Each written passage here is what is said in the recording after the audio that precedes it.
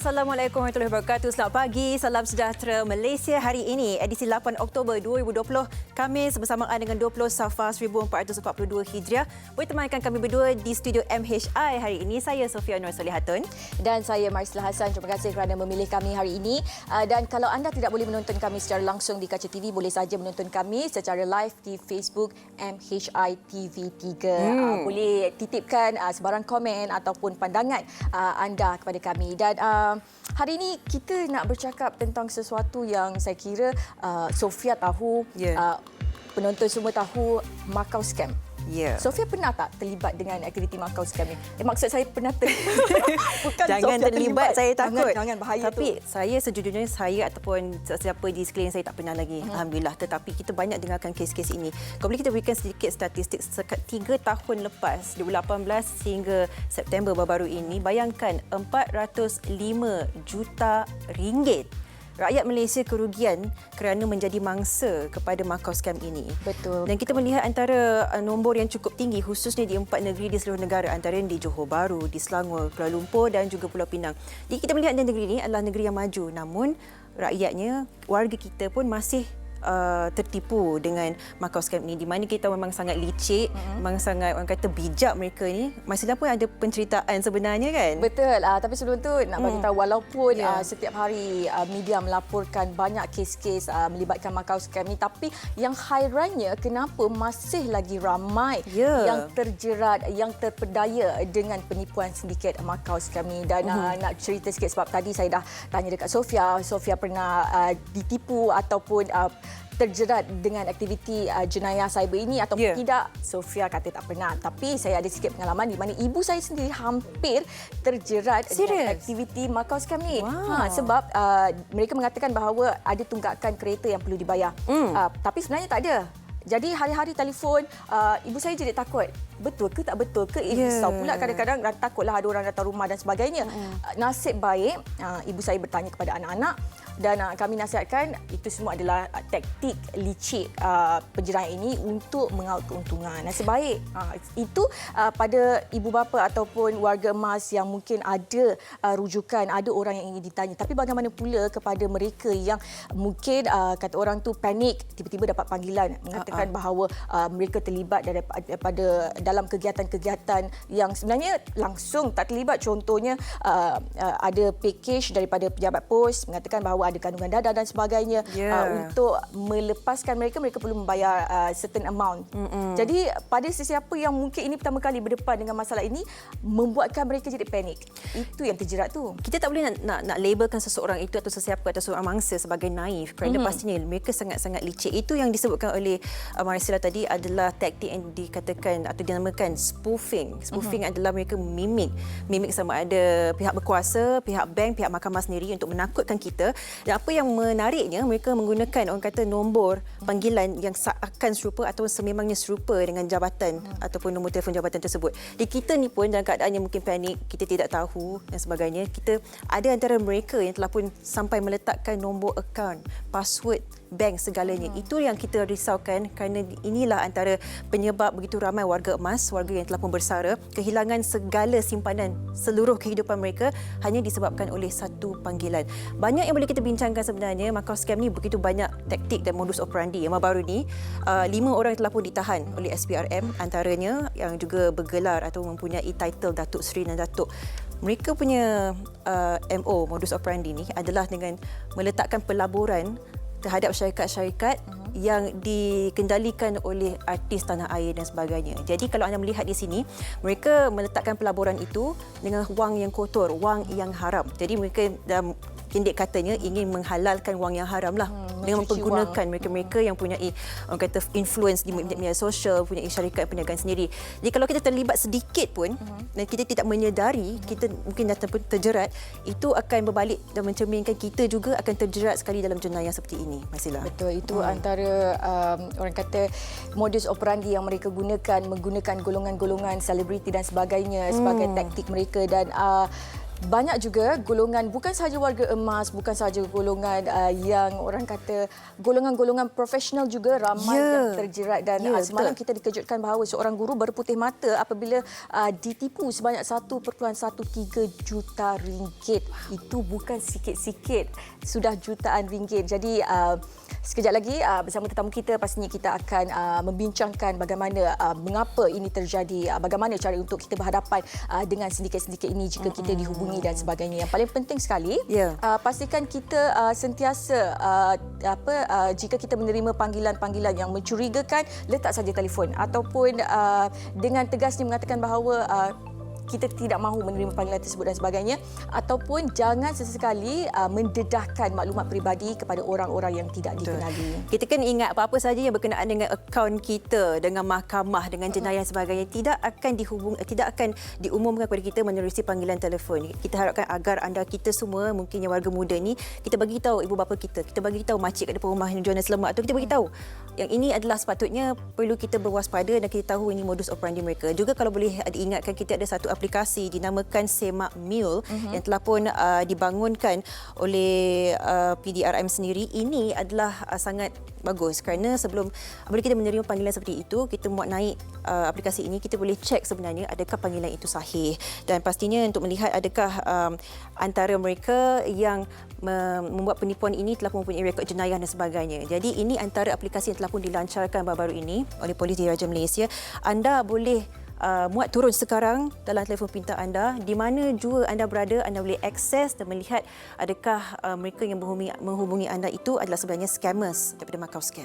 Betul, itu antara langkah yang bagus mengelakkan kita daripada ditipu oleh sindiket jenayah Macau Scam ini. Dan sedikit nak kongsikan, Polis Malaysia pada Julai 2020 berjaya mengenal pasti sindiket Macau Scam ini yang cuba memperdayakan mangsa untuk memuat turun aplikasi digital di telefon. Itu sebab kalau kadang-kadang kan kalau kita menggunakan teknologi ini, kita perlu sentiasa berhati-hati, jangan sesekali mudah terpedaya dengan mesej yang diterima dan sebagainya. Kalau teruskan dengan perkongsian di akhbar hari ini, kita mulakan dahulu dengan berita harian. Di berita harian hari ini, apa yang menarik, banyak yang menarik hari ini. Di halaman utamanya, ubah wang haram dikaitkan selebriti, SPRM tahan 8 pegawai kanan polis. Di sini katanya Suruhanjaya Pencegahan Rasuah Malaysia menahan 8 pegawai kanan dan 2 anggota polis berhubung siasatan kes kegiatan pengubahan wang haram hasil aktiviti judi dalam talian dan Macau Scam yang turut dikaitkan dengan perniagaan selebriti. Dan perincian seterusnya di halaman 18, di mana di sini dinyatakan bahawa 10 termasuk 8 pegawai polis ditahan berhubung siasatan kes kegiatan pengubahan wang haram hasil aktiviti judi dalam talian dan Macau Scam. Dan ketika proses tangkapan dilakukan, pihak SPRM turut merampas wang tunai RM100,000 dari kediaman seorang daripada pegawai yang ditahan, dan tindakan tangkapan dilakukan ini berdasarkan maklumat dan keterangan yang diperoleh daripada 8 suspek awal yang ditahan, termasuk seorang datuk yang menguruskan dan mengendalikan pembayaran bagi melindungi kegiatan judi dalam talian ataupun Macau Scam, yang kemudian mencuci wang berkenaan dalam melaburkannya dalam perniagaan yang membabitkan selebriti serta usahawan kosmetik. Dan sebelum ini SPRM juga membekukan 750 akaun dengan simpanan kira-kira 75 juta ringgit hasil aktiviti pengubahan wang haram, termasuk membabitkan selebriti dan usahawan kosmetik seperti yang dikatakan tadi. Dan dalam pendedahan sebelum ini, Berita Harian melaporkan dalang utama sindiket berkenaan dipercayai rakyat Cina tetapi menggunakan ejen di Malaysia untuk menguruskan pelaburan, termasuk mencari perniagaan berpotensi sebagai platform membersihkan wang hasil penipuan. Ini saya kira berita yang kebelakangan ini sensasi hangat diperkatakan. Banyak kita boleh lihat di media-media sosial bagaimana penahanan seseorang individu bergelar datuk yang melibatkan kepada tangkapan beberapa orang pegawai dan sebagainya. Ini rentetan antara perkongsian dalam media sosial menunjukkan kehidupan yang cukup mewah sekali kan Masila. Itu yang menjadi antara persoalannya daripada permulaan. Saya akan teruskan dengan perkongsian di NST. Ini berkenaan dengan keadaan pencegahan semasa COVID-19 di negara kita. Terpapar di halaman utama NST, isolate, treat, contain. To prevent the further spread of COVID-19, tough measures are introduced, reducing the concentration of offenders in prisons where the largest number of cases have been recorded in the peninsula and imposing CMCO in Klang, Selangor and in Sandakan. Dan pastinya perkongsian di halaman kedua, seperti mana kita telah pun tahu disebutkan semalam, 4 red zones to be placed under CMCO, 3 COVID-19 red zone districts in Sabah and 1 in Selangor will be placed under the Conditional Movement Control Order for 14 days starting from tomorrow. The districts are Sandakan, Papar and Tuaran in Sabah as well as Klang in Selangor. COVID-19 cases in these areas has gone more than 40, and the enforcement of the CMCO aims to curb infections. Contact tracing will be conducted in these areas. Jadi dikongsikan di sini, kawasan-kawasan ini telah pun diwatakan sebagai kawasan PKPB, Perintah Kawalan Pergerakan Bersyarat, dan dilakukan di Sandakan, Tuaran Sabah dan juga di Klang Selangor bermula esok 9 Oktober. Dan pastinya ini disebabkan oleh peningkatan kes yang sangat mendadak di kawasan-kawasan zon merah ini melebihi 40 kes, dan sudah tentunya segala pergerakan tidak dibenarkan, hanya perkhidmatan perlu sahaja yang telah dititipkan di halaman ketiga juga antara SOP yang diwartakan yang dibenarkan. Kita ingin tahulah, kita ingin pastikan bahawa kesemua yang berada di kawasan itu bersiap sedia, kerana 14 hari ini adalah tempoh yang cukup kritikal untuk kita membendung penularan dalam kawasan-kawasan zon merah ini. Kalau kita tidak mengikuti SOP yang ditetapkan, arahan yang ditetapkan, kita sangat khawatir yang zon merah tempoh ni akan berpanjangan lagi. Baik, dan juga di halaman keempat dan kelima, kalau saya kongsikan di NST, ini berkenaan dengan perkembangan di penjara pula, kluster-kluster di penjara. Prisons to have new SOP. Segregating new inmates from the rest is crucial to stem COVID-19 transmissions in prisons, and the Health Director General said this would be among the concerns raised with the prisons in the department, and of course one of the concerns is the space limitations as well. Jabatan Penjara Malaysia membentangkan SOP untuk membendung penularan dalam penjara, dan pastinya antara yang ditetapkan adalah untuk mengasingkan tahanan baru daripada lama supaya mereka tidak terjangkiti dan sebagainya. Mereka yang telah pun terjangkiti telah pun melalui kuarantin dan mendapatkan saringan COVID-19. Segalanya anda boleh dapatkan daripada permulaan muka surat pertama NST 1, 2, 3 dan 4 berkenaan dengan perkembangan COVID-19 di negara kita. Dan seterusnya di harian Metro pula hari ini, tajuk utamanya terdapat pelbagai tajuk utama, antaranya 2 mengaku lastik nenek virus amuk tirai besi, dan yang menjadi pilihan penerbit kita pada hari ini adalah 2 mengaku lastik nenek, dan perinciannya di halaman 17, di mana di sini lastik tangan wanita tua, 2 mengaku salah, 5 November jatuh hukuman. 2 lelaki ditahan di Mahkamah Magistrate di sini semalam atas pertuduhan melastik seorang warga emas sehingga mendatangkan kecederaan pada Khamis lalu. Dan kedua-dua tertuduh, Muhammad Roslan Abdullah 18 dan Muhammad Aziman Peli 25, mengaku bersalah sebab pertuduhan dibacakan di hadapan magistrate. Mengikut pertuduhan, mereka didakwa dengan sengaja menyebabkan kecederaan terhadap Wan Bidah Wan Deraman 67 dengan cara melastik di tangan kirinya di Kampung Banggul Pauh jam 8.10 malam Khamis lalu, dan mahkamah menetapkan 5 November ini untuk menjatuhkan hukuman terhadap kedua-dua tertuduh. Itu perkembangan yang ada di harian Metro, dan seterusnya Sofia nak kongsikan apa yang ada di Utusan Malaysia. Betul, di Utusan Malaysia Belanjawan 2021 kerajaan guna pendekatan selaras, prihatin dan juga penjana, dan kerajaan akan mengambil pendekatan yang selaras dengan pakej prihatin dan penjana ini dalam Belanjawan 2021 yang akan diumumkan bulan November ini. Menteri Kewangan Tengku Datuk Seri Zafrul Tengku Abdul Aziz berkata kerajaan pada ketika ini sedang mempertimbangkan pelbagai cadangan untuk memastikan belanjawan tersebut berpaksikan rakyat, perniagaan dan juga ekonomi. Dan pastinya kadar pemulihan ekonomi sekarang berada pada landasan yang betul, dan beliau berharap bahawa momentum pemulihan ini dapat dikekalkan menerusi Belanjawan 2021 ini. Dan kata beliau juga pelbagai perspektif dan indikator menunjukkan ekonomi negara sedang bertambah baik, termasuklah daripada segi penurunan angka pengangguran, peningkatan indeks perdagangan dan sebagainya. Jadi insya-Allah kita semua doakan sebagai rakyat Malaysia, walaupun kita masih berdepan dalam pertarungan menentang COVID-19, kita juga dalam keadaan yang cukup kritikal menyeimbangi keadaan ekonomi kita, dan kita harapkan agar segalanya mendapat satu jalan yang lebih baik lagi untuk memperbaiki kedua-dua keadaan ini. Betul, dan kita nak berkongsi sedikit mengenai perkembangan COVID-19 malam, di mana sebanyak 489 kes baru disahkan, di mana 487 jangkitan dalam negara, dan 141 jumlah kematian dicatatkan setakat ini, di mana secara keseluruhannya 13,993 jumlah kes disahkan positif, dan kes yang masih dirawat adalah sebanyak 3,351 kes, dan secara keseluruhannya terdapat 41 kluster aktif di Malaysia.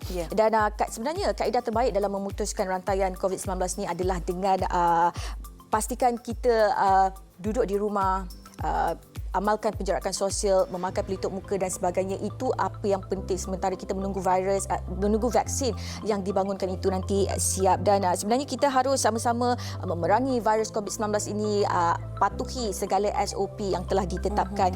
Dan di Sabah semalam melaporkan sebanyak 282 kes baru, di mana 182 kes saringan komuniti zon merah, dan seperti yang dikatakan Sofia sebentar tadi di awal perbualan kita, Sekatan Rentas Negeri di Sabah akan bermula daripada 12 hingga 25 Oktober nanti. Betul. Dan di Kedah pula terdapat 153 kes baru, di mana 139 daripada kluster tembok atau hampir 30% daripada keseluruhan kes baru, dan hanya Kota Star dalam zon merah, dan hampir semua melibatkan kes dalam penjara. Betul. Dan pada ketika ini kita juga difahamkan terdapatnya 2 kluster baru, iaitu di Selangor, Perak dan juga Pulau Pinang.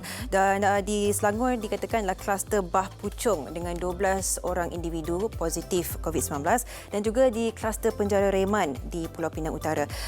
Dan ini antara kluster yang tentunya akan wujud di masa ke semasa, tetapi berdasarkan kenyataan daripada penjara Reman Pulau Pinang sendiri, mereka pastinya sedang mempraktikkan SOP yang cukup ketat susulan dengan kluster dan juga pertambahan kes di sini. Ini bersusulan kematian salah seorang tahanan yang telah pun positif COVID-19 disebabkan antara yang dikenal pasti adalah darah tinggi dan juga sakit mental. Jadi keadaan dalam penjara itu pada ketika ini boleh dikatakan sangat terkawal kerana SOP telah pun diketahui. Kita memang boleh dikatakan seperti disebutkan oleh KKM sendiri, kita bersedia dengan manpower yang cukup, dengan kemudahan fasiliti yang cukup dan sebagainya. Jadi kita harap agar anda, walaupun kita berkongsikan nombor ini dan segalanya, SOP perlu dijaga seperti disebutkan Marsila, tetapi jangan juga panik kerana kita mampu untuk melandaikan lekuk itu sebelum ini. Saya pasti kita boleh melakukan perkara yang sama sekiranya kita semua bersatu padu untuk lebih berdisiplin bermula hari ini. Betul. Dan saya nak kongsikan sedikit apa yang ada di berita harian hari ini, di mana ini peringatan kepada anda yang ingkar arahan PKP, di mana seorang pegawai polis berpangkat inspektor dan ke atas boleh mengeluarkan kompaun serta-merta di lapangan terhadap individu yang dikesan melanggar Perintah Kawalan Pergerakan Pemulihan PKPP, di mana jika sebelum ini individu yang melanggar PKP ini mereka akan dibawa ke balai polis untuk di kompaun, tetapi mulai semalam dan hari seterusnya kompaun akan dilakukan serta-merta di tempat kejadian, dan jika berlaku sekatan jalan raya di situlah anda akan di kompaun. Jadi paling penting sekali ingat patuh segala SOP. Jika anda perlu melakukan kuarantin kendiri, pastikan anda jujur kepada diri sendiri. Betul. Sebabkan kita ada baca banyak di laman-laman sosial, di akhbar-akhbar masih memakai gelang pink berwarna merah jambu itu, tetapi masih lagi keluar membeli makanan, berjajalan dan sebagainya. Jadi di sini kita punya integriti itu di mana? Kenapa tidak ada rasa kebertanggungjawabban terhadap diri sendiri dan juga orang ramai? Dan bukan itu saja, banyak sebenarnya kita sangat aware ataupun tahu keadaan pada ketika ini. Apa-apa sesiapa yang rasa tidak sihat dan sakit sebenarnya, kalau kita dalam keadaan menunggu keputusan COVID-19 itu, dan kalau anda rasa anda juga khawatir dengan kesihatan diri sendiri, kawalan kendiri, kuarantin di rumah secara sendiri itu adalah sangat penting juga. Jangan tunggu sehingga kita ada gelang pink baru sibuk nak kuarantin. Kalau kita rasa tidak okey, tidak baik, dan kita rasa kita mempunyai tanggungjawab itu untuk menjaga diri kita dan orang di sekeliling kita, tidak pasti kuarantinkan diri sendiri. Duduk di rumah, jaga disiplin kita, tidak ada masalah. Kita boleh melalui PKP sebelum ini, tidak ada masalah untuk kita kuarantinkan diri kita sebenarnya. Ini adalah masa yang getir untuk kita semua mempunyai mindset yang sama. Betul. Dan kerana kita tidak boleh lagi melakukan PKP kerana ia boleh meruntuhkan ekonomi negara dan sebagainya. Jadi selepas ini kami akan kongsikan perkongsian mengenai Macau Scam bersama tetamu kita. Jadi kita nak berehat dulu. Teruskan menonton Malaysia hari ini.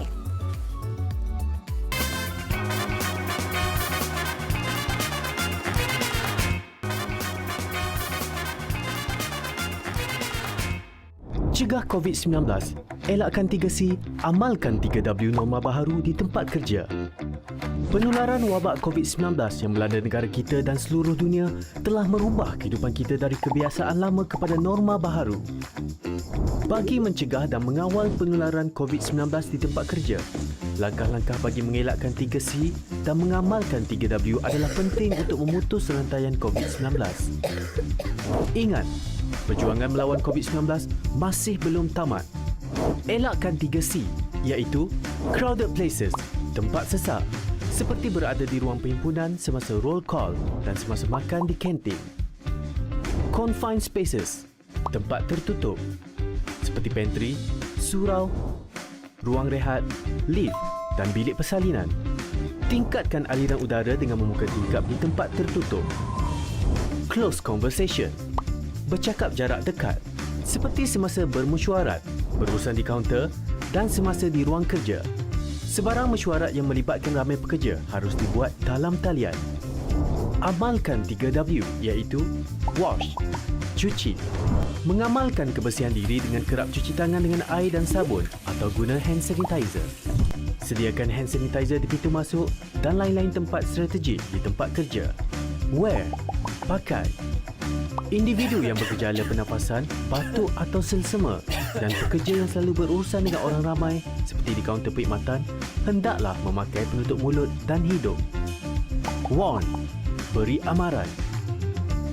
Polisi tidak bersalaman. Kita boleh terus bertegur sapa dan memberi salam kepada rakan sekerja dengan meletakkan tangan kanan di dada kiri dan tunduk sedikit sebagai tanda hormat. Amalkan etika batuk dan bersin. Lakukan disinfeksi di tempat yang kerap disentuh dan digunakan. Lakukan pemeriksaan suhu badan dan gejala pernafasan di semua pintu masuk tempat kerja. Mereka yang demam atau bergejala tidak dibenarkan memasuki bangunan tempat kerja dan diarahkan mendapatkan rawatan dengan segera dan kekal berada di rumah sehingga sembuh. Bagi mengelakkan 3C dan mengamalkan 3W adalah menjadi tanggungjawab pihak pengurusan. Peka dengan maklumat dan polisi terkini yang dikeluarkan oleh kerajaan dan segera memaklumkan kepada pekerja. Sentiasa amalkan penjarakan sosial sekurang-kurangnya 1 meter dari pekerja lain dan mengamalkan tahap kebersihan yang tinggi. Melakukan saringan kesihatan dan tingkatkan tahap kebersihan pengendali makanan. Pekerja dinasihatkan supaya tidak berkongsi makanan dan peralatan makanan. Menjadualkan giliran bekerja supaya bilangan minimum sahaja yang hadir manakala pekerja lain boleh bekerja dari rumah. Menilai risiko perjalanan pekerja yang berurusan di luar pejabat dan elakkan perjalanan yang tidak perlu.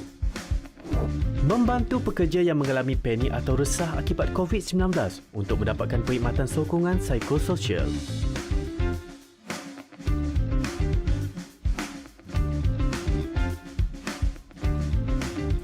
#kita teguh, kita menang. Itu antara peringatan untuk kita menjaga pembudayaan norma baru kita. Seperti biasa, ini memerlukan kita semua untuk bersatu padu menentang COVID-19. Dan untuk perkongsian pertama kita hari ini, Mas Lam, mungkin kita berhubung dengan salah seorang individu ini yang telah pun pastinya pernah terkesan dengan impak secara ekonominya ketika PKP. Dan semalam kita baru saja bawakan topik ini berkenaan kelangsungan bagaimana pengusaha-pengusaha ini meneruskan perjalanan mereka dalam syarikat mereka. Dan kita akan bersama dengan tetamu kita. Di talian sekarang ini adalah kita cuba menghubungi penjaga tersebut dalam talian sebentar lagi, tetapi kita akan terus ke topik perbincangan utama kita hari ini di Malaysia hari ini. So tentunya berkenaan dengan bahana diperdaya Macau Scam. Dan bersama kami hari ini di studio adalah Datuk Seri Akbar Sata, penganalisis jenayah. Apa khabar, Datuk? Baik, alhamdulillah. Assalamualaikum, Datuk Seri. Terima kasih kerana jemput. Terima kasih kerana meluangkan masa juga bersama kita. Hari ini topik yang sangat saya kira sangat penting untuk kita tekankan kerana semakin ramai yang terpedaya dan kita melihat semakin besar lagi operasi atau modus operandi yang dijalankan pelaku-pelaku ini. Jadi berdasarkan apa yang telah pun berlaku selama beberapa hari yang lepas, melihat tinjauan begitu ramai yang semakin terpedaya, terutama sekali artis mereka yang berkenamaan dan sebagainya, pandangan Datuk Sri berkenaan kes ini. Saya rasa isu ini telah lama diwawarkan, terutama sekali media massa, tetapi masih lagi ramai yang tidak mau dengar, dan saya kira kadang-kadang ada juga orang nak kaya cepat dengan walaupun dipedaya, tetapi kita kena ingat bahawa seperti yang nyatakan tadi, iaitu penipu-penipu ni, scammer ni adalah orang yang bijak dan mereka juga menggunakan teknologi dan juga ayat-ayat manis, ya. Betul. Terutama sekali dalam scam cinta, kan. Orang lelaki atau perempuan ni banyak yang rugi berjuta-juta, ya, disebabkan oleh scam, termasuk juga scam lain. Jadi oleh demikian kita hendaklah berhati-hatilah seperti yang nyatakan tadi. Sebab kita dapati bahawa kita ada penjenayah, motivated offender, itu memang ada. Motivated offender. Jadi motivated offender ni dia kajilah apakah modus operandi yang terkini. Sebab sekarang SPRM ni orang begitu takut kepada SPRM, mereka akan menggunakan juga isu-isu SPRM dan juga isu-isu pengubahan wang haram, kan. Pengubahan wang haram ni satu akta yang begitu efektif sekali, yang mana apabila kita dikenakan, walaupun kita terjebak dan juga kita pinjam wang haram tu, maka sudah tentu kita sendiri akan disiasat oleh agensi kuasa, SPRM dan juga polis, dan dia punya hukuman begitu teruk sekali sehingga 5 kali ganda dengan jumlah hasil yang kena tu, dan juga 15 tahun penjara. Jadi ini merupakan satu perkara yang patut kita hati-hati, terutama sekali termasuk artis lah.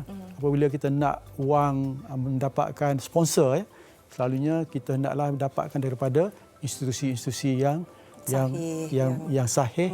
Kita boleh semak di bank negara dan sebagainya. Jangan kita pergi kepada along dan juga orang-orang yang tertentu yang kita tak kenal, tetapi dengan gaya tersendiri, maka kita jatuh hati. Sebab kadang-kadang kadang-kadang dia punya offer tu adalah terlalu bagus sekali sehingga tak boleh percaya, kan. Dia punya bunga rendah sebagainya, kita kena berhati-hati. Sebab perkara demikian bukan saja boleh menyebabkan kita terjebak dalam pemindahan pengubahan wang haram, yang mana ia kesannya adalah begitu teruk sekali sehingga kini kita dapati bahawa kebanyakan daripada kita yang mungkin tidak tahu menahu, ada yang tak tahu menahu, tak ada niat tu, jadi telah dipanggil oleh agensi penguatkuasa, maka bukan saja menyusahkan kita, bahkan juga nama baik kita akan terjejas. Jadi untuk mempengaruhi dan juga untuk memberitahu masyarakat bahawa kita ni tidak terlibat, maka itu merupakan satu perkara yang agak sukar untuk dipercayai oleh ramai. Jadi berhati-hati. Jadi mangsa kan wang haram itu kita digunakan untuk dihalalkan duit itu. Itu yang kita risau. Tak pasal-pasal kita menjadi mangsa. Betul. Tak masalah. Jadi kita dapati di Malaysia ni, oleh kerana terlalu banyak scam ni, antara nombor 1, nombor 2, nombor 3 dunia, kan. Sebab 2-3 bulan lepas, imigresen telah tangkap lebih kurang 600-700 orang daripada China datang ke Malaysia buat scam online judi untuk rakyat dia di China. Kenapa dia datang ke sini? Kenapa tidak di Singapura? Kenapa tidak di Thailand? Maka kemungkinan besar kita ada kelemahan dari segi enforcement ke ataupun wifi kita ataupun internet kita terbaik dalam dunia, kita tak tahu. Tapi kenapa mereka datang sini dan kenapakah mereka boleh masuk ke negara ini tanpa kita semak dengan begitu baik sekali? Kenapa? Apakah mereka datang sini dengan tujuan terbaik? Jadi ada 3 jenis yang money laundering, yang 3 peringkat yang dibuat oleh orang-orang yang terlibat di Malaysia ini. Sebab mereka dapati apabila terlalu banyak wang ni, dia tak boleh angkut dengan melalui lori sebab ia merupakan satu perkara yang agak sukar untuk keluarkan dengan negara. Jadi apa yang dia buat ialah dia launder. Dia mengubahkan wang ni untuk cari-cari termasuk artis ni supaya mereka dapat sponsor ataupun membuka kedai-kedai vape, kedai-kedai kedai-kedai cuci kereta yang besar. Tetapi kadang-kadang kalau kita pergi ke SS2 tu ada banyak kedai, kan, tapi tengok kosong. Tapi perniagaan tu ada situ bertahun-tahun. Jadi mereka akan menyucikan wang tu melalui kedai-kedai gini. Tetapinya kegiatan mereka adalah kegiatan yang tak baik. Ya. Jadi ada 3 jenis lah. Yang pertama dikenali sebagai dipanggil placing. Mana duit tu, duit haram tu dia ambil, dia akan masukkan dalam bank. Sikit masuk bank sini sikit, Southern Bank sikit, sana sikit-sikit, campur-campur. Yang kedua dipanggil layering. Layering ni macam kuih lapis lah, dilapiskan. Jadi campuran di antara duit haram dengan duit yang elok ni campur sekali. Jadi itulah dia akan pergi ke integrasi. Integrasi tu dia masuk dalam sistem kewangan lah. Beli bangunan besar, beli kereta besar. Kadang-kadang mereka akan beli kereta mahal, mereka jual. Jadi itu wang tu dah cuci. Kira halal. Dah halal. Jadi apabila cuci, maka kita boleh keluarkan daripada elektronik, daripada bank dan sebagainya sebab ia merupakan satu wang telah dicuci lah. Itu antara cara-cara yang digunakan oleh scammers ini untuk mencuci wang yang mereka dapat. Jadi berbalik kepada Macau scam ni, Datuk Seri, macam mana sindiket ini memperoleh nombor telefon? Ini satu perkara yang bagus. Kalau di Malaysia ni saya dapati bahawa kita punya syarikat-syarikat termasuk telekomunikasi dan sebagainya tidak ada integriti. Mereka lah merupakan orang yang menjual nombor-nombor ni. Sebab kita terkejut. Setiap orang akan dipanggil. Boleh dikatakan daripada 10 tu 9 kena. Termasuk pegawai polis, pegawai SPRM dan sebagainya, menteri dan sebagainya, dia kena.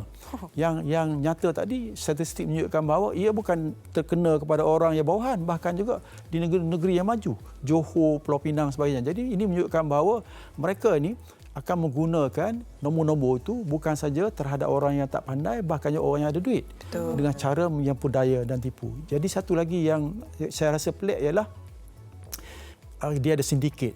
Kan? Sindiket ini telah lama berlaku. Sindiket ini bukan saja berlaku ada di dalam negara, bahkan juga luar negara. Mereka mengadakan hubungan untuk menipu orang di sini. Jadi kita agak pelik jika sekiranya kita punya agensi penguatkuasa tidak mematahkan sedikit-sedikit ini, selagi itulah kita akan menghadapi masalah scammer ni. Yang saya rasa terkilat ialah makcik-makcik ni kan, yang walaupun tak ada duit tetapi telah ditipu sebagainya, jadi mereka takut.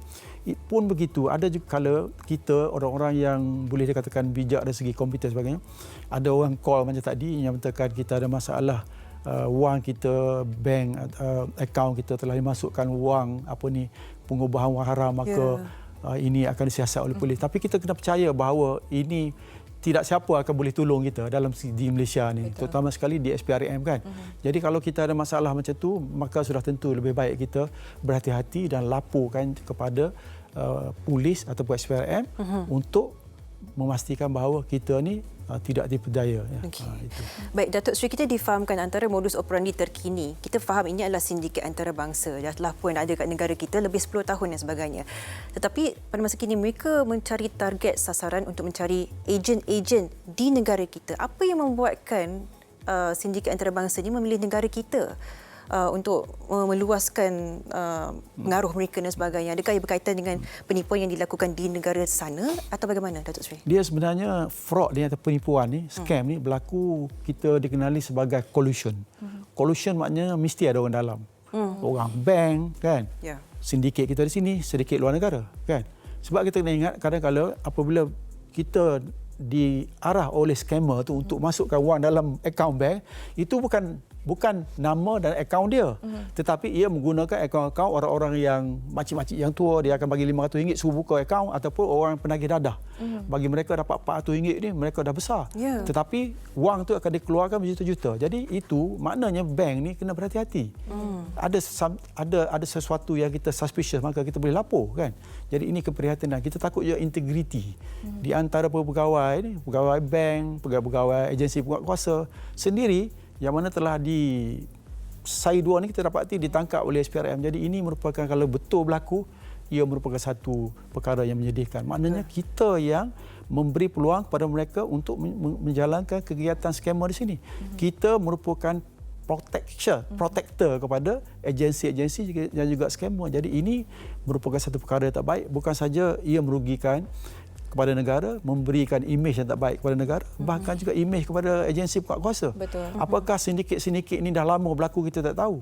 Apakah hanya kini SPRM dapat membongkar sesuatu sindiket yang memalukan, bahkan juga ia melibatkan bukan saja skamer, bahkan juga dibantu oleh agensi berkuasa. Ya. Jika ia betul, maka ia adalah satu perkara yang amat malang untuk negara kita.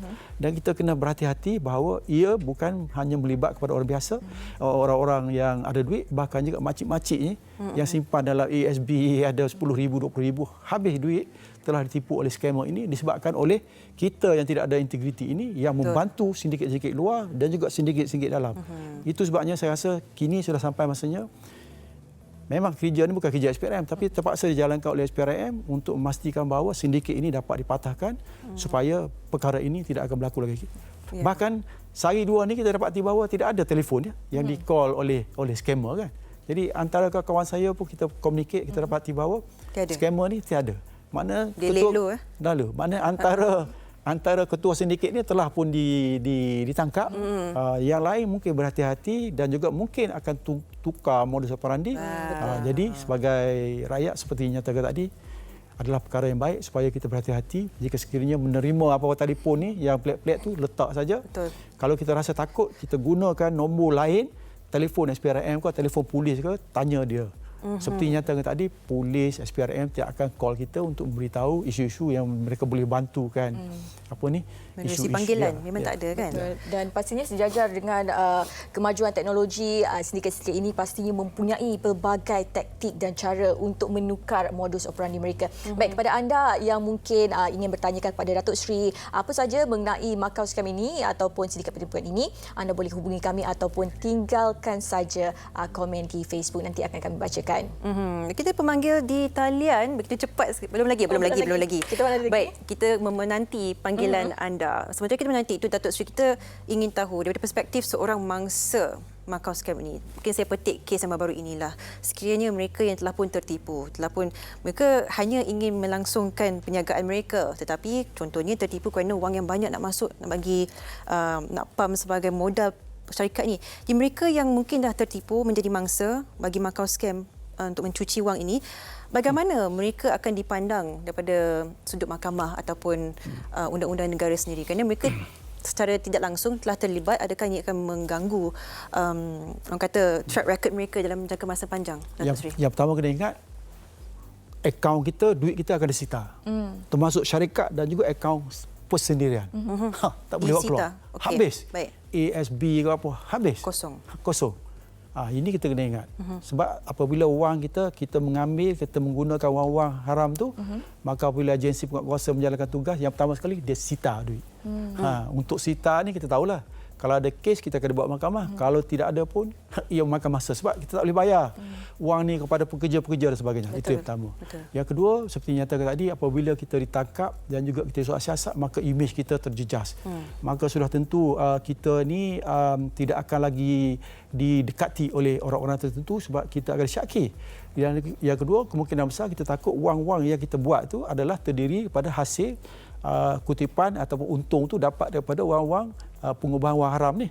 Jadi sudah tentu orang-orang takut mendekati kita dan juga berniaga dengan kita. Jadi itu merupakan satu perkara yang patut kita kena ingat bahawa setiap kali jika sekiranya kita nak sponsor seperti nyatakan tadi, pastikan kita dapatkan daripada agensi-agensi yang sah, dan juga kalau daripada individu pun pastikan juga kita kenal individu orang kaya tempatan, tapi bukan dengan orang luar datang ataupun orang dalam ni dengan berlagak dengan kaya raya, tetapi dengan menyalurkan dan juga menawarkan dengan khidmat-khidmat peminjaman wang tetapi dengan kadar bunga yang begitu rendah yang tak boleh dikait.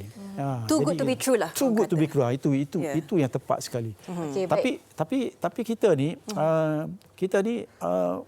apabila dipengaruhi oleh scammer ni, sebab mereka ni pandai bercakap, selalunya kita percaya, mudah percaya.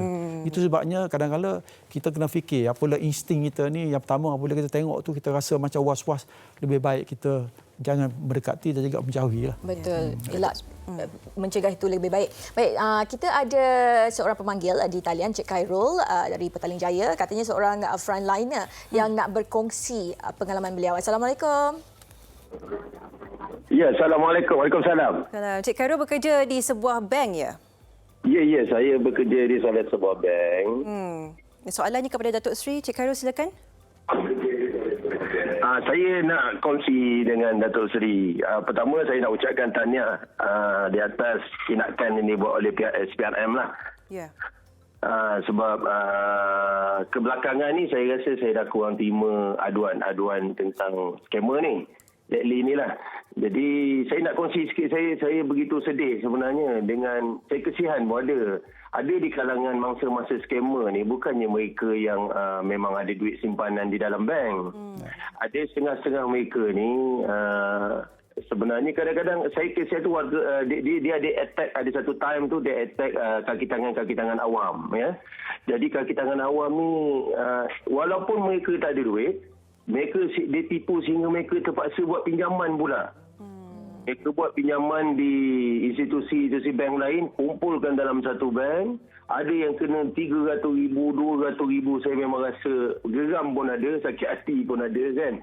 Jadi saya kesian kadang-kadang yang ditipu tu pun bukan yang tidak minta maaf cakap lah, bukannya orang-orang yang bawah-bawahan. Kadang-kadang level-level eksekutif kan. Jadi saya rasa tindakan yang dibuat oleh SPRM satu tindakan yang tepat. Dan saya daripada kalau saya boleh mewakili kaki tangan bank lain, tak mungkin, bukan semua di antara kami ni, mungkin kalau macam Datuk Seri cakap tadi mungkin ada penglibatan orang dalam itu, saya kurang arif. Tapi bagi kami pun, kami sentiasa sedih, kami berbincang kadang kesian kan. Jadi memang geram bila tengok tertangkapnya beberapa individu-individu ni, memang dia jadi berita sensasi dan kami pun rasa gembira. Ya. Kita memang alhamdulillah kita gembira juga mendengar perkabaran baik. Akhirnya mereka yang menipu orang lain ni boleh ditahan dan dihadapkan dengan tindakan mahkamah dan sebagainya. Kita ucapkan terima kasih kepada Encik Khairul memberikan pandangan dan kita melihat Encik Khairul sendiri seorang frontliner, seorang yang berhadapan dengan mereka yang telah tertipu, dan sedihnya bila dalam kejatuhan itu dah hilang wang dan sebagainya, mereka terpaksa mengambil pinjaman bank untuk kelangsungan hidup. Jadi itu yang menjadi persoalan, bagaimana impak Makau scam ni boleh menelan kehidupan seseorang. Ya, betul. Cuma tadi seperti nyatakan tadi, betul, bukan semua pegawai kerajaan, agensi penguasa ataupun pegawai bank yang tidak ada integriti, ramai ada integriti. Yang kita bercakap ni di antara mereka kan, setengah. Cuma seperti nyatakan tadi, yang sebelum tu yang paling mustahak ialah apabila kita sebagai makcik-makcik ni, pakcik-pakcik ni apabila terima panggilan, hendaklah kita hubungi anak kita lah kan. Pastikan anak kita ni tahu sikit mengenai scammer ni, boleh menasihat ibu bapa kita. Kadang-kadang ibu bapa kita ni tak beritahu. Jadi itu dia takut, jadi boleh menyebabkan kerugian semua. Jadi impak seperti nyatakan tadi, sudah tentu scammer ni tak peduli kan. Kita pinjam wang lagi banyak, dia lagi bagi. Kita ingatlah sekali kita bagi, kita dah kena bagi kali kedua, kita kena bagi kali ketiga. Yang ketiga kita ingat dapat balik. Dan kena ingat apabila katalah seorang ditangkap oleh polis, nak kata dapat balik duit tu 0%. Maknanya memang langsung habis kena ingat tu. Apabila kita kena sekali maka habis. Jadi kadang-kadang scammer ni ada yang jenis kita nak buat forex ke apa, ada juga kan. Jadi kita oleh kerana nak kaya cepat, walaupun dalam kita sebagai bumi putera ni dapat 5, 6, 7% daripada ASB ni, tapi kita nak 20%. Masuk juga dalam ni. Kali pertama dia bagi, kali kedua dia bagi, kali ketiga tak bagi. Dan kita kena ingat pyramid scheme kan. Kadang-kadang dia ambil duit ni bukan dia berniaga. Dia ambil daripada member baru. Dia bayar kepada member ni. Dia ambil member ni, bayar member dia. Jadi dia pergi pusing gitu. Macam Pak Mantelo dulu lah. Jadi kita kena ingat, tak ada sesuatu yang orang boleh bagi 20% lah. Sedangkan bank, ASB pun sekarang ni dengan ekonomi macam ni, mana boleh kita dapat 20%. Too good to be true. Jadi kita kena berhati-hatilah. Ya. Maknanya memang takkan ada keuntungan secara ekspres. Kalau macam tu, lebih baik scammer tu buat duit untuk sendiri. Kenapa pakai duit kita kan? Jadi maknanya dia ada tujuan untuk mengambil duit kita. Of course lah, mula-mula dia akan bagi, yang kedua bagi, yang ketiga dia lesap terus. Terutama sekali kita, apabila mula-mula sekali kita labur 10,000. Lepas tu dapat 2,000 dalam seminggu. Sedap ni kan? Nampak sedap ya? Nampak sedap. Kita masuk 50. Dia bagi 3,000. Kita masuk 100. Pinjam adik-beradik semua ni sampai 100,000. Habis lepas tu dia ambil kan. Sampai satu tahap yang kita rasa memang nak untung lagi, time tu lah. Ya, betul. Okey, baik Datuk Seri. Kita ada pemanggil seterusnya talian. Kairunisa mempunyai perkongsian juga. Assalamualaikum, selamat pagi. Kairunisa. Ya, saya. Assalamualaikum. Waalaikumsalam. Kongsikan cerita anda bersama dengan Datuk Seri. Okey, cerita dia macam ni. Saya pernah nak kena scam. Saya cek nombor telefon tu. Nombor telefon tu saya cek kat Google. Nombor telefon tu sama macam nombor telefon kat Google. Tapi dia punya teknik sama. Dia suruh pindahkan wang, ada masalah keuangan, bank akan diblok, ada masalah pindahan wang haram. Tapi bila saya cek sama, lepas tu saya rasa macam ragu-ragu jugalah. Saya pergi kat pihak bank, saya tanya dengan pihak bank. Pergi sendirilah kat bank. Saya pergi kat bank, saya tanya dengan pihak bank, kenapa nombor telefon yang call saya tu nombor telefon bank? Saya pun pelik lah. Lepas tu pihak bank cakap dengan saya, memang ada satu sindiket ni, dia guna satu box. Wow. Dia akan masukkan nombor telefon bank dekat box tu. Daripada box tu dia call kita, so yang naik dekat telefon kita nombor telefon pihak bank. So daripada situ saya rasa memang kebanyakan orang terpengaruh sebab bila Google nombor telefon tu betul. Ya. Kan kebanyakannya kita sekarang kita Google, so bila kita call balik nombor tu memang bank yang jawab. Okay. Cuma itulah dekat situ macam dia macam-macam. Saya pernah dapat daripada Pos Malaysia pun ada. Okey. Daripada Pos Malaysia. Tapi yang peliknya dia minta nombor IC kita. Dia kata ada barang.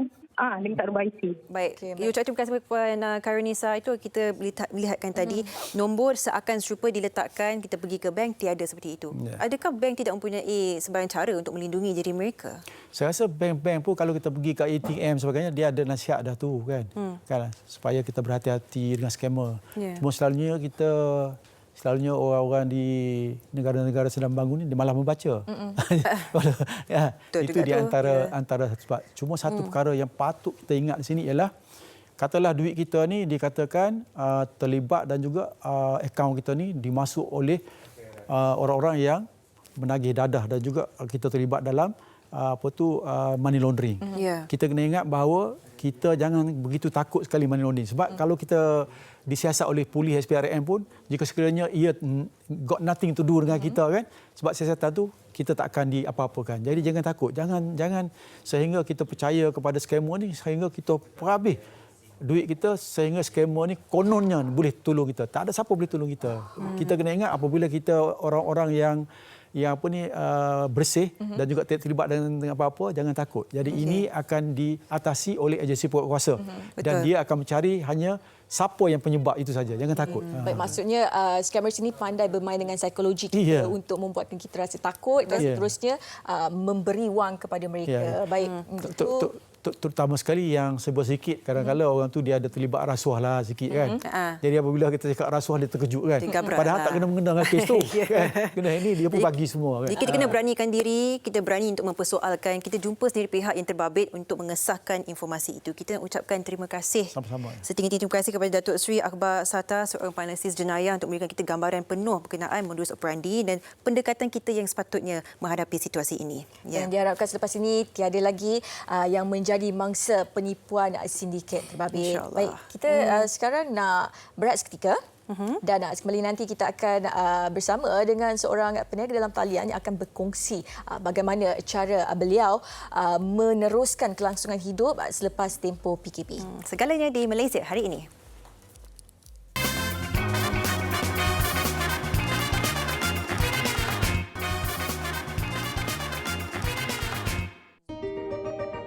CAPP adalah pendekatan pembudayaan norma baru untuk mencegah penularan COVID-19. C adalah cegah COVID-19 dengan mendidik keluarga serta komuniti norma baru kehidupan. A. Amalkan tingkah laku baik bagi menyelamatkan diri, keluarga dan komuniti dari jangkitan COVID-19. T. Patuhi SOP pengoperasian sektor-sektor utama negara dan lain-lain arahan kerajaan. P. Pantau status kesihatan diri dan keluarga. Segera dapatkan rawatan jika bergejala, lakukan saringan suhu badan dan gejala sebelum memasuki tempat kerja, institusi pendidikan, pusat jagaan seperti rumah orang tua dan sebagainya. CAPP bertujuan melindungi daerah hijau kekal bebas dari jangkitan COVID-19 dan menukarkan daerah kuning kepada hijau dalam tempoh 14 hari. Putuskan rantaian jangkitan COVID-19. Kita teguh, kita menang. Baik, sekarang ni kalau kita perasan pada waktu pagi langit selalu cerah, lepas tu bila petang-petang mulalah ribut, angin kuat dan malam-malam kereta tak nampak. Bawa kereta tak nampak. Angin ribut kuat. Lepas tu selalu malam-malam tu hujan dan ini sebenarnya menandakan bahawa sudah tibanya peralihan monsun. Dan untuk membincangkan mengenai bagaimana cara kita mendempani cabaran monsun timur laut pada tahun ini, bersama kami di studio hari ini adalah Encik Jailan Simon, Ketua Pengarah Jabatan Meteorologi Malaysia, Met Malaysia. Apa khabar? Baik, alhamdulillah. Sihat ya? Sihat, alhamdulillah. Terima kasih. Terima kasih. Terima kasih menjemput kami. Kita difahamkan bahawa sekarang fasa peralihan monsun bermula 24 September lalu dan sehingga awal November. Dan monsun timur laut ini akan bermula November sendiri. Jadi kita melihat antara cuaca yang agak sukar untuk diramal beberapa bulan yang lepas. Apa yang boleh kita jangkakan bagi monsun timur laut yang akan datang ini? Okey, untuk monsun timur laut kali ini berdasarkan kepada kajian kami dan juga berdasarkan kepada ramalan-ramalan yang dikeluarkan oleh pusat-pusat iklim antarabangsa yang terkenal, kami menjangkakan keadaan yang biasa. Monsun timur laut yang biasalah. Maknanya tak ada kejadian-kejadian yang ekstrim yang luar biasa. Dan walau bagaimanapun kita masih kena berjaga-jaga sebab kadang-kadang walaupun dia ramalkan keadaan luar biasa tapi kadang-kadang boleh berlaku juga benda-benda yang tidak menentu sebab sekarang ada perubahan iklim, ada keragaman iklim yang kerap berlaku. Sebagai contohnya dalam monsun barat daya baru ni kita tidak menjangkakan bahawa monsun barat daya terlalu lemah sehingga menyebabkan tak ada jerbu tahun ni. Dan kita juga mendapat banyak hujan pada bulan Jun sampai bulan September tahun ni. Jadi kadang-kadang begini kita kena sentiasa pantau lah. Walaupun kita jangka monsun timur laut kali ini agak sederhana dan tidak ekstrim. Okey, jadi apa persediaan Met sendiri dalam menghadapi perubahan monsun ni? Okey, kita sentiasa mengkaji dan juga keadaan-keadaan ini dari semasa ke semasa. Begitu juga kita juga meningkatkan infrastruktur kita dari segi pemantauan. Begitu juga dari segi sains, kita sentiasa bekerjasama dengan agensi-agensi antarabangsa. Sebagai contohnya kita ada kerjasama dengan UKMet, meteorologi daripada UK untuk mengkaji keadaan monsun ni. Kita juga ada aktiviti-aktiviti dengan universiti-universiti dan sebagainya bagi meningkatkan keupayaan kita untuk meramal dengan lebih tepat. Begitu juga dari segi kajian, kami juga menghantar pegawai kami ke Jepun sebagai contohnya ke US untuk belajar dan meningkatkan kepakaran kami lah dari segi itu. Dan selain daripada itu kita juga meningkatkan sistem pencerapan kami lah. Contohnya kita banyak automatekan stesen-stesen kita supaya kita dapat data to real time kali ini. Begitu juga radar kita tambah pelbagai banyak yang dengan kerjasama kementerian kami dan juga daripada kerajaan. Sedaya upaya untuk mendapatkan bacaan yang paling sahih dan paling terdekat. Ya. Dan juga kita difahamkan sebenarnya adakah akan berlaku kejadian kemarau yang teruk pada penghujung musim tengkujuh tahun ini? Ini antara kerisauan ramai juga. Okey, biasanya selepas hujung bulan 12 di negeri-negeri utara Semenanjung dan juga di pantai timur Semenanjung itu memang kebiasaannya kita akan mengalami keadaan kering lah. Macam tahun lepas ni kita agak serius juga terutama di utara Semenanjung di mana banyak empangan kering. Tapi untuk tahun ni seperti saya katakan tadi, ramalannya tidak menjangkakan keadaan yang ekstrim. Sebenarnya tahun ni adalah tahun La Nina yang lemah. Biasanya kalau La Nina ni biasanya negara kita mengalami keadaan yang lebih lembap. Tetapi dalam keadaan La Nina lemah, biasanya negara kita tidak ada kesan yang signifikan. Jadi untuk tahun ni kita tidak menjangkakan keadaan yang lebih teruk berbanding tahun lepas dari segi kemarau dan sebagainya. Walau bagaimanapun kita akan sentiasa pantau keadaan ini sebab dia boleh berubah dari semasa ke semasa. Kadang-kadang dia lewat sedikit, kadang awal sedikit. Jadi itu yang kita sentiasa pantau lah. Sentiasa bersiap. Tapi insya-Allah kita tidak akan mengalami keadaan kering yang melampau lah. Sebab biasanya keadaan kering yang melampau ni berlaku semasa El Nino yang teruk lah.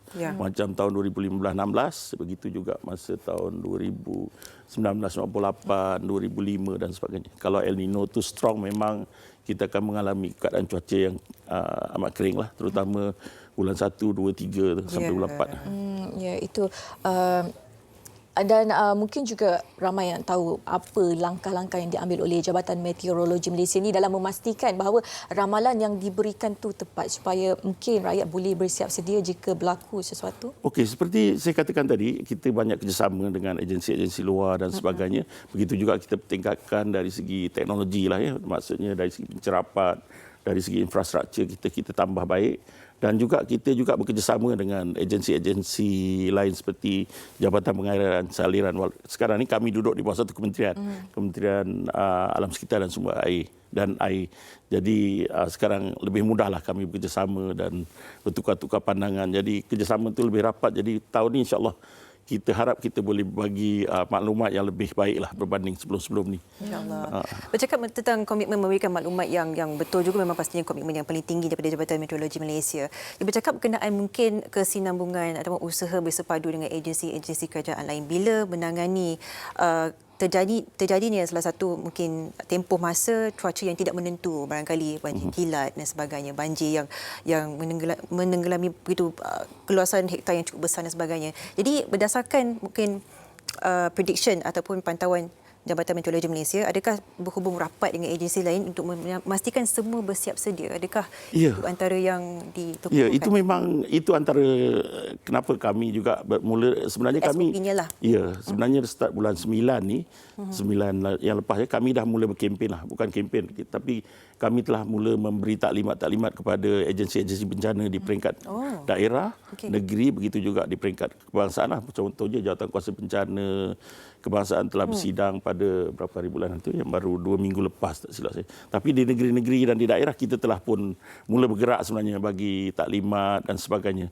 Begitu juga dari segi kerjasama, kami juga bertukar-tukar staf sebenarnya dengan JPS sekarang ni, Jabatan Pengairan dan Saliran, supaya nanti bila kita keluarkan amaran dan sebagainya, mereka memahami amaran kita dengan lebih terperinci. Begitu juga kami juga ada letakkan seorang pegawai di NADMA contohnya untuk kalau ada amaran yang kita keluarkan, dia boleh explain kepada agensi tersebut supaya mereka dapat bertindak dengan lebih berkesan. Jadi benda ni memang sentiasa kami laksanakan, dan kita juga sebagai contohnya 13 hari bulan ni kita juga akan mengadakan apa yang kita panggil Forum Iklim Kebangsaan berkaitan monsun Timur Laut. Baik. Dan ini biasanya kami adakan setiap tahun. Dan tahun ini tapi disebabkan oleh masalah COVID ni, jadi kami terpaksa jalankan secara online lah tahun kali ini.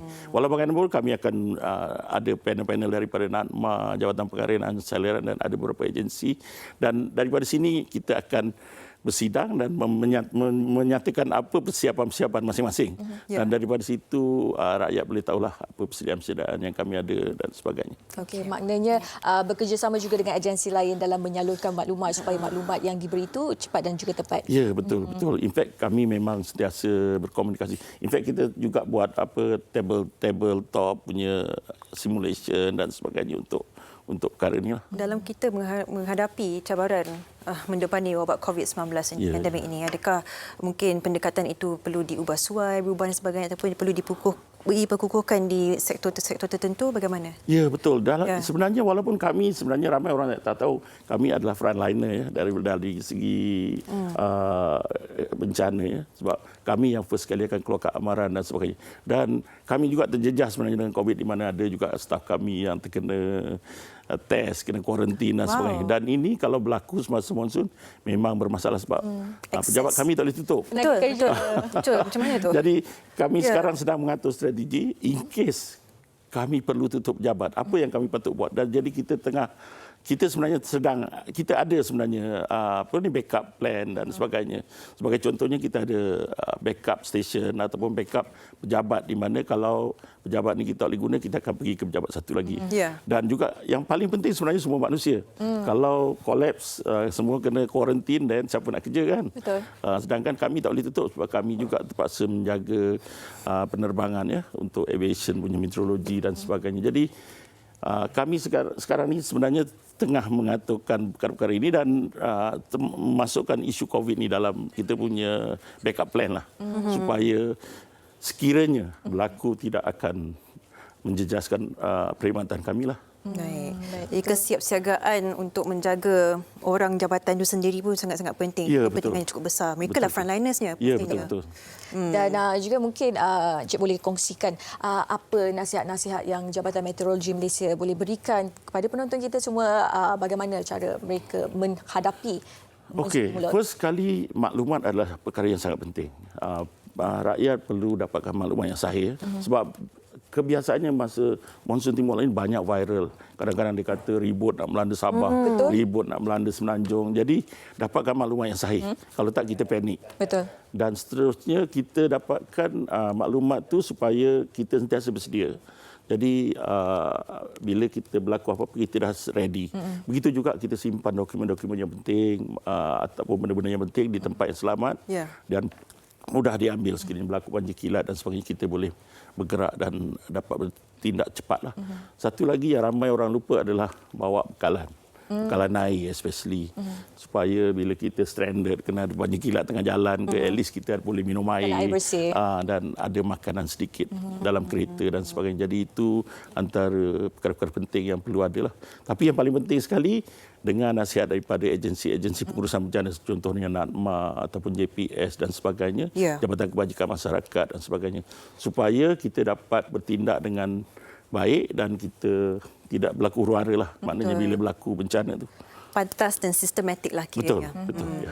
Anda dapatkan segala urusan kan? Anda dapatkan segala informasi, arahan dan segala informasi yang anda perlukan di kesemua laman media sosial dan juga laman sesawang Jabatan Meteorologi Malaysia sendiri. Kita ucapkan setinggi terima kasih kepada Encik Jailan Simon, Ketua Pengarah Jabatan Meteorologi Malaysia, MET Malaysia, meluangkan masa bersama kita hari ini. Terima kasih. Okey, baik. Kita nak berehat seketika dan kembali nanti. Teruskan setia. Kita akan bersama dengan seorang tetamu kehormat kita yang telah pun akan berkongsi berkenaan dengan penilaian MOSTI terhadap pembangunan vaksin COVID-19. Kita akan bersama dengan tetamu kehormat Menteri Sains, Teknologi dan Inovasi Yang Berhormat Khairy Jamaluddin. Jangan ke mana, teruskan menonton Malaysia Hari Ini.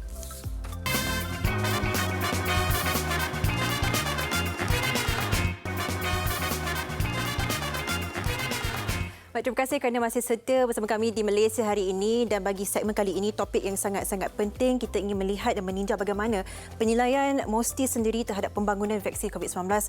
Pastinya sesuatu yang telah pun dinanti-nantikan, pertandingan yang cukup besar di seluruh dunia, dan kita mempunyai informasi berkenaan perkembangan akses kepada vaksin ini yang kita akan dapatkan daripada tetamu kehormat saya yang berada di sebelah saya pada ketika ini, Menteri Sains dan Teknologi dan juga Inovasi Yang Berhormat Khairy Jamaluddin. Assalamualaikum. Salam Safia. Setelah sekian lama tidak berjumpa, khabar? Biasa jumpa masa Fit Malaysia dulu. Betul. Dulu tiap minggu kita jumpa ya. Baik, Yang Berhormat, kita difahamkan sebenarnya pada ketika ini Kementerian MOSTI sendiri sangat gigih untuk mencari penyelesaian secara jangka masa panjang, dan kita difahamkan terdapatnya perkembangan terkini berkenaan akses kepada vaksin, clinical trial dan sebagainya. Mungkin YBKJ ingin kongsikan sedikit apakah perkembangan? Ya, baik, terima kasih. Saya rasa ini topik yang sangat-sangat penting sebab penyelesaian kepada pandemik COVID-19 ini hanya akan dapat kita melihat apabila kita temui vaksin yang selamat dan berkesan untuk diguna pakai di seluruh dunia. Dan pada waktu ini ada 193 jenis vaksin COVID-19 yang sedang dibangunkan di seluruh dunia. Wow. 42 daripada 193 itu berada di fasa ujian klinikal ataupun penilaian klinikal, dan 11 daripada 42 tersebut berada di fasa ketiga, phase 3 clinical trials. Jadi itu fasa yang terakhir. Selepas fasa yang terakhir itu, ia akan dinilai data-data keberkesanan dan betapa selamat vaksin tersebut, dan selepas itu ia akan diberi kelulusan oleh badan-badan regulatory agency. Dan di Malaysia, regulatory agency kita adalah National Pharmaceutical Regulatory Agency ataupun NPRA di Kementerian Kesihatan. Jadi kita akan buat penilaian melalui NPRA KKM kepada semua vaksin-vaksin yang dibangunkan ini, dan apabila kita puas hati dengan maklumat yang kita terima bahawa vaksin ini selamat dan berkesan, maka bolehlah kita buat pembelian kepada vaksin tersebut. So sekarang ini Malaysia sedang berunding dengan beberapa pihak kita ada satu perjanjian yang bakal dimeterai dengan negara China di peringkat kerajaan ke kerajaan, government to government. Kita juga sedang berunding dengan beberapa syarikat farmaceutical untuk beli terus daripada mereka. Kita juga masih lagi berunding dengan COVAX, satu kemudahan antarabangsa yang dipelopori oleh World Health Organization untuk beli secara pukal bersama dengan negara-negara lain. Jadi mesej hari ini adalah kita sedang bincang, berunding dan insya-Allah apabila vaksin itu selamat dan berkesan, Malaysia akan perolehi vaksin tersebut untuk kita memberikan vaksin itu kepada rakyat kita. So tentunya keputusan ini perlu juga sangat sepakat dengan Kementerian Kesihatan dan sebagainya untuk kita kerjasama rapat dengan KKM. Dan YBK difahamkan Malaysia juga telah menjadi ahli Coalition for Epidemic Preparedness Innovation CEPI. Kelebihan dan juga apakah mungkin benefits kelebihan daripada menjadi ahli? Kita telah buat keputusan untuk menyertai CEPI, Coalition for Epidemic Preparedness and Innovation, kerana kita dapati ini adalah satu badan antarabangsa yang membuat penyelidikan terhadap vaksin. Dan ini sebenarnya penyertaan kita ini adalah bukan hanya untuk COVID tetapi untuk jangka masa panjang. Kita sebenarnya tidak ada kemudahan membangunkan vaksin manusia di Malaysia. Kita ada hanya kemudahan untuk membangunkan vaksin haiwan sahaja di Malaysia. Jadi apabila saya dilantik sebagai Menteri Sains, salah satu perkara yang kita nak melihat adalah bagaimana kita nak dapat vaksin security, keselamatan vaksin manusia di Malaysia, kebolehan untuk kita bangunkan vaksin manusia di Malaysia. Maka dengan penyertaan kita dalam badan antarabangsa ini akan dapat bangunkan satu industri vaksin manusia di Malaysia untuk jangka masa sederhana nanti. Dan insya-Allah satu hari nanti kita akan dapat kemudahan dan kebolehan untuk bangunkan kemudahan vaksin manusia. Jadi kita akan menyertai CEPI mula tahun ini sehinggalah untuk 3 tahun. Jadi kita dah buat komitmen di peringkat antarabangsa. Dan seperti disebutkan oleh YB sendiri dalam pernyataan media sebelum ini, yang kita menjangkakan bahawa tahun depan insya-Allah kita akan mendapat atau menemukan vaksin yang bersesuaian dengan kita. Adakah pihak rundingan bersama agensi atau kerajaan kementerian lain ini termasuk sekali dengan akses secara menyeluruh dan seragam ke seluruh rakyat Malaysia pada ketika ini? Apabila kita dapat vaksin itu, adakah secara terdapatnya antara SOP untuk memastikan kesemuanya mendapat akses terhadap vaksin tersebut? Itu soalan yang sangat-sangat penting, saya rasa. Yang pertamanya, kita akan melihat kepada maklumat daripada ujian klinikal, penilaian klinikal pada bulan depan dan bulan Disember. Ada beberapa syarikat dan juga ada beberapa syarikat farmaceutical yang membangunkan vaksin mereka yang akan siap ujian klinikal fasa ketiga pada bulan depan. Contoh AstraZeneca, Sinovac daripada China dan sebagainya. Apabila kita dapati maklumat mereka lengkap dan kita puas hati vaksin itu selamat, maka kita akan umumkan apakah SOP kita untuk kita keluarkan vaksin ini kepada rakyat kita. Kita akan senaraikan siapa akan dapat vaksin itu dulu. Kebiasaannya, dan ini mengikut garis panduan WHO juga di peringkat antarabangsa, kita akan utamakan mereka yang golongan risiko tinggi. So sebagai contoh frontline workers, health workers, social workers dan juga mereka yang berisiko tinggi dari segi kesihatan, warga emas dan sebagainya. Mereka akan diutamakan dulu untuk mendapatkan vaksin ini. Lepas itu kita akan jelaskan kepada rakyat, inilah jadual dia. Sebab saya rasa mustahil kita dapat memberikan vaksin serentak kepada 30 juta rakyat Malaysia. Dan kita mensasarkan vaksin ini mestilah sekurang-kurangnya 70% daripada rakyat kita supaya kita dapat immunity pukal ataupun herd immunity. Jadi kita akan bincang dengan di peringkat kerajaan dan KKM akan maklumkan kepada rakyat selepas ini apakah jadual vaksin. Saya telah menyarankan kepada Jemaah Menteri dan kepada Perdana Menteri bahawa vaksin ini perlu kita bagi secara percuma kepada rakyat kita, sebab ini adalah pandemik yang serius, krisis yang tak pernah kita melihat. Dan saya rasa apabila kita dapat vaksin yang selamat dan yang berkesan, wajib kita bagi kepada rakyat secara percuma. Yang kedua adalah berapa lama vaksin ditahan. Saya telah tanya melalui rundingan dengan syarikat farmaceutical, vaksin ini berkesan selama-lamanya ataupun mungkin kena buat lagi booster, Dia berkala. kena berkala.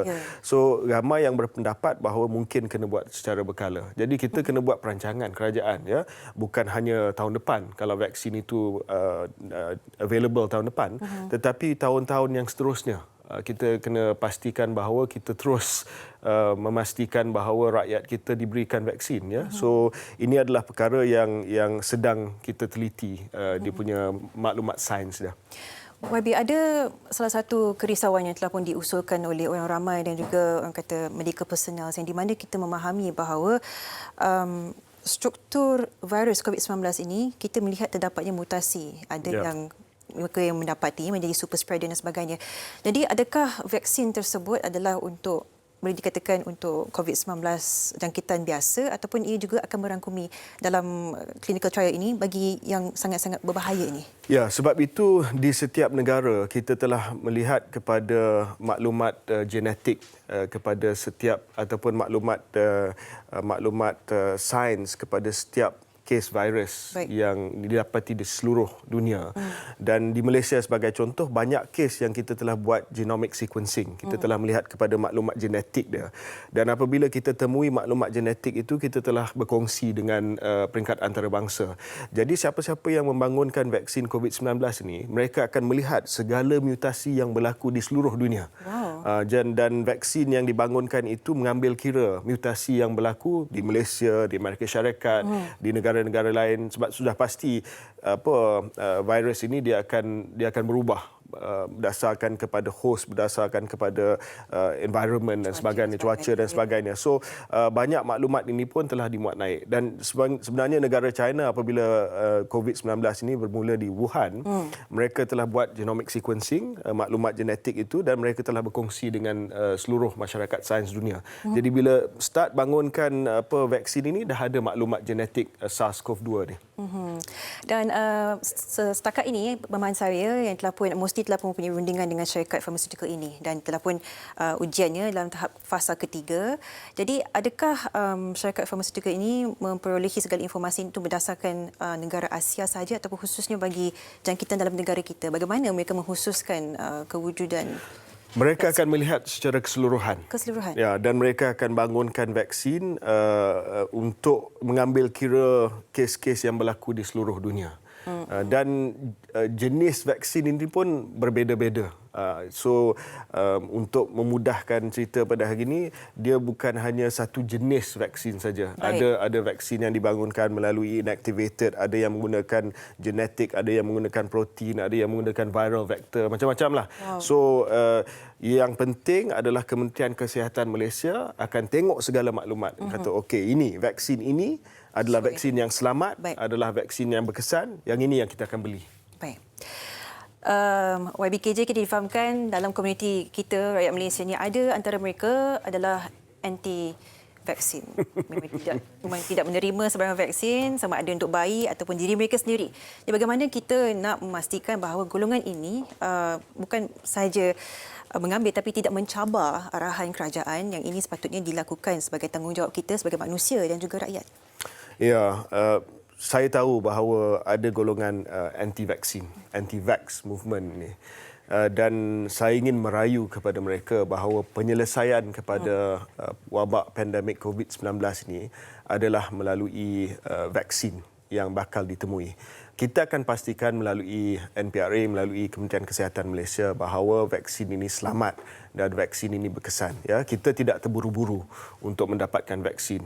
We are not going to rush. Kita akan pastikan bahawa maklumat itu memang sahih, kita puas hati dengan maklumat itu, dan vaksin ini tidak akan mengundang masalah ataupun gejala sampingan. Ya, itu yang kita tidak mahu. Di Malaysia, standard kita untuk meluluskan vaksin baik, meluluskan perubatan adalah sangat tinggi. Ada yang kata standard kita lagi tinggi daripada standard antarabangsa.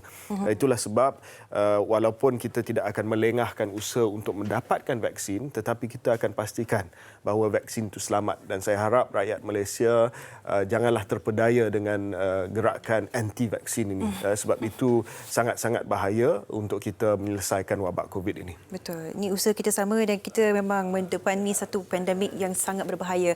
Ratusan juta warga dunia telah pun meninggal dunia disebabkan COVID-19 ini. Dan kita ingin tahu juga, disebutkan oleh YB, yang kerajaan mungkin akan memberikan secara percuma akses vaksin ini. Apakah jangkaan pembiayaan yang diberikan oleh kerajaan untuk memastikan kesemua setiap rakyat mendapat akses, mendapatkan vaksin ini? YB. Ya, so cadangan saya adalah siapa-siapa yang ingin mendapatkan vaksin ataupun kena dapat vaksin COVID-19 ini melalui kerajaan akan dapat percuma. Akan ada mereka yang akan buat pilihan secara swasta, peribadi, mereka akan beli vaksin melalui hospital swasta dan sebagainya, tidak ada masalah. Baik. Cuma kita kena ada medical record, kita kena ada satu sistem untuk kita melihat bahawa mungkin kita guna teknologi, mungkin kita guna aplikasi MySejahtera dan sebagainya. Siapa-siapa yang dah dapat vaksin itu, dia ada health certificate, e-health certificate. Saya sudah dapat vaksin COVID-19. Jadi kita sedang fikirkan apakah cara yang terbaik untuk kita memastikan bahawa kebanyakan rakyat Malaysia dapat vaksin ini, dan yang kedua kita ada e-health certificate untuk kita melihat bahawa okey, you dah dapat vaksin, you okey. Baik. Itu bagus juga lah kerana kita dalam dunia 2020 dan akses rakyat pula kepada mana-mana sangat besar. Jadi menunjukkan e-certificate itu adalah cara yang paling terbaik sekali. Pendapat YB sendiri melihat jangkauan ataupun lonjakan nombor COVID-19 minggu ini sahaja, kita melihat 3 angka yang agak tinggi. Adakah YB merasakan resah? Adakah risau melihat situasi ini ataupun kita sebenarnya masih dalam keadaan yang terkawal? Ya, sudah pasti kalau kita melihat kepada angka kita rasa risau, ya, sebab selama ini kita berjaya melihat angka yang agak rendah dan tiba-tiba naik sampai ratusan. Saya nak memberitahu kepada rakyat Malaysia bahawa walaupun bilangannya agak tinggi, tetapi saya harap rakyat Malaysia tidak panik dan tidak risau, sebab sebahagian besar daripada kes itu adalah kes-kes yang berlaku di kawasan yang terhad. Contohnya kluster tembok di penjara dan juga kawasan-kawasan di Sabah di mana sudah ada beberapa langkah-langkah untuk perketatkan pergerakan di sana. Jadi saya harap bahawa kita jangan panik, walaupun penting untuk kita meningkatkan pematuhan kepada SOP semua orang, ya. Termasuk orang kenamaan. Ini YB juga. Termasuk saya juga semua. No excuse. Yeah. Tetapi saya harap bahawa kita dapat flatten the curve semula dalam tempoh masa 2-3 minggu ini. Mungkin angka ini akan kita rasa akan meningkat, menurun, tetapi yang penting adalah setakat ini masih lagi terkawal. Kita nak ucapkan terima kasih kepada Yang Berhormat KW Jamaluddin. Saya fikir vaksin siang malam, Sofia, semalam saya mimpi saya kena suntik dengan vaksin COVID-19. Ya, sama YBKJ. Itulah menunjukkan komitmen YBKJ dan Kementerian Musti sendiri untuk mendapatkan yang terbaik, bukan nak melengahkan masa, tetapi untuk mendapatkan perincian terbaik untuk vaksin yang paling bersesuaian dengan rakyat Malaysia. Dengan itu kita nak ucapkan terima kasih kepada Kementerian Musti dan juga YBKJ, YB Jamaluddin kerana memberikan komitmen yang cukup tinggi untuk membantu kita semua. Ya. Terima kasih ucapkan Yang Berhormat KW Jamaluddin, Menteri Sains, Teknologi dan Inovasi, berkongsi dengan kita apakah yang boleh kita jangkakan berkenaan akses vaksin COVID-19 pada tahun hadapan. Kita akan bersama dengan Marsilah Hassan untuk perkongsian yang seterusnya. Silakan Marsilah. Baik. Saya ada berita menarik, berita gembira buat anda semua peminat drama Korea, kerana jangan lupa untuk saksikan drama terbaru iaitu Hotel Del Luna yang akan bersiaran di TV3 setiap hari Selasa sehingga Khamis jam 11 malam, yang pastinya drama sebanyak 16 episod ini akan dibintangi oleh IU sebagai Jang Man-woo dan juga Yoo Jin-gu sebagai Gu Chan-sung, dan pastinya drama ini sangat-sangat popular di Korea Selatan. Tak sabar nak tonton. Jadi kepada anda yang ingin mengetahui perkembangan lanjut, jangan lupa ikuti Instagram TV3 Malaysia untuk sebarang info dan juga maklumat lanjut. Dan saya pastinya anda ingin dapatkan segala yang terbaik sahaja, dan kita ingin wawarkan juga yang esok kita punya topik yang sangat-sangat menarik. Jangan anda ketinggalan menarik Jumaat esok, barah payudara di kalangan lelaki, bukan wanita sahaja, lelaki pun boleh mendapatkan barah payudara. Jadi jangan lupa saksikan kami esok di Malaysia Hari Ini. Terima kasih kepada anda kerana setia menonton kami seawal jam 8 pagi tadi. Betul. Kami tinggalkan anda dengan Dengan peringatan, jaga SOP, jaga diri kita, jaga disiplin kita, #kita, jaga kita. Terima kasih meluangkan masa bersama kita di Malaysia hari ini. Kita jumpa lagi esok. Assalamualaikum. Assalamualaikum. Bye.